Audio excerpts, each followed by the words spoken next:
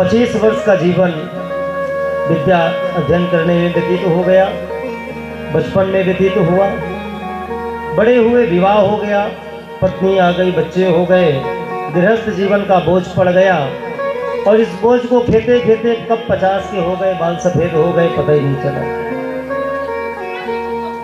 और 50 के बाद नाती पोतों में ऐसा स्नेह, ऐसा मोह हुआ महाराज कि भजन करने की याद ही नहीं आई और कब बुढ़ापे ने जकड़ लिया पता ही नहीं चला।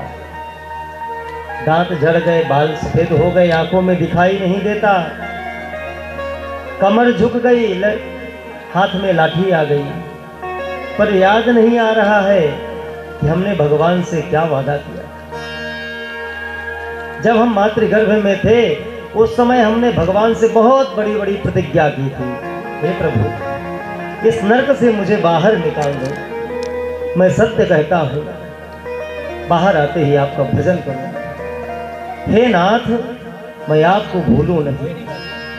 लेकिन जैसे ही संसार में आए महाराज, जिस प्रकार वर्षा का जल आकाश से गिरता है, बादलों के समूह से गिरता है तो बिल्कुल स्वच्छ रहता है, निर्मल पवित्र रहता है, लेकिन जैसे ही पृथ्वी का स्पर्श करता है वहाँ वर्षा का जल भी मटमैला हो जाता है। भूमि परत ढाबर पानी, जिम जीवहि माया लपटानी। भूमि परत ढाबर पानी, जिम जीवहि माया लपटानी।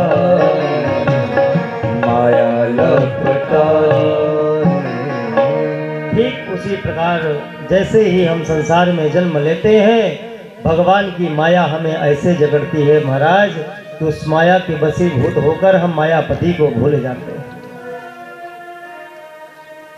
तो कलयुग में इतनी कम अवधि में भगवत प्राप्ति का सरलतम साधन क्या है? हे सूत जी महाराज कृपा करके बताइए। एतस्माद् परं किंचित् मनः शुद्धैर्न विद्यते, जन्मान्तरे भवेत् पुण्यं तदा भागवतं लभेत्। ये बात शौनकादि ऋषि